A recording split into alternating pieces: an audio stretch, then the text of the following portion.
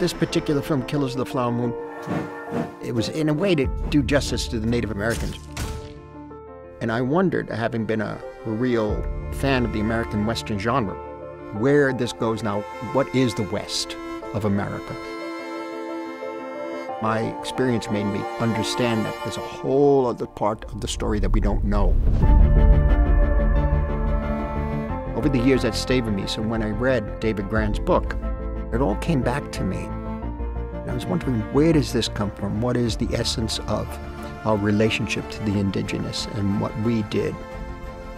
When this money started coming, we should have known it came with something else.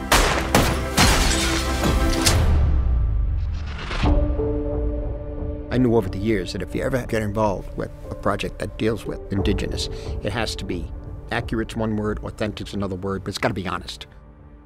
And so we worked very closely. I said, we're not going to be able to do this unless the Osage are with us to tell the story. And the thing about it was that I got to know them. And all the barriers of cliched ideas all fell away. And the stories came out of them. And it's reflected in the picture as best I could on every aspect. There was no sense in making the picture unless we could do it there.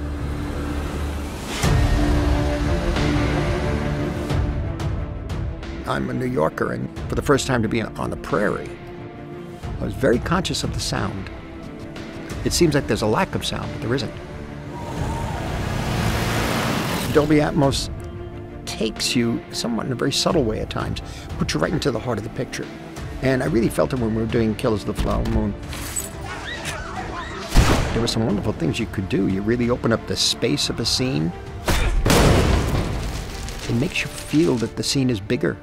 Even the silences are bigger. You could sense the silence. It isn't like something just quiet. There's something else going on. There are textures that are sonic, and it adds that. It really does. Subtle accents. And these subtle accents kind of shift the dramatic balance of the film and the story.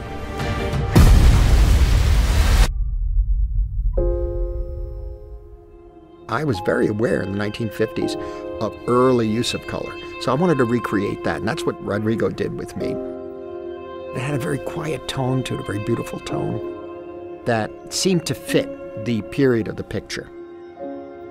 When I saw Killers of the Flower Moon in Dolby Vision, I was stunned by it. It really does enhance the movie watching experience because it gives you more detail in the brightness, more saturation in the color.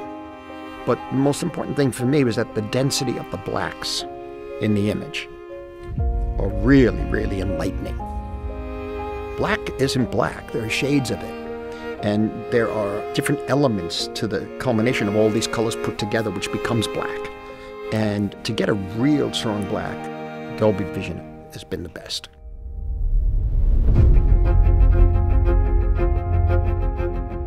I think every art form is something to be shared.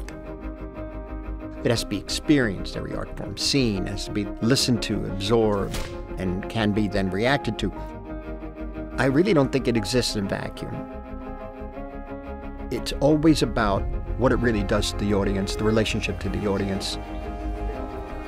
Some of the greatest films ever made, I didn't always get to a theater. So to have Apple TV and Dolby at home and to see a picture like this in Dolby Vision, it's something that you can hold in your hand. It's extraordinary. Dolby's been there at the forefront and really enhances the experience for the audience. It doesn't just immerse you because it takes you and transports you into the world of the film, puts you right in the picture.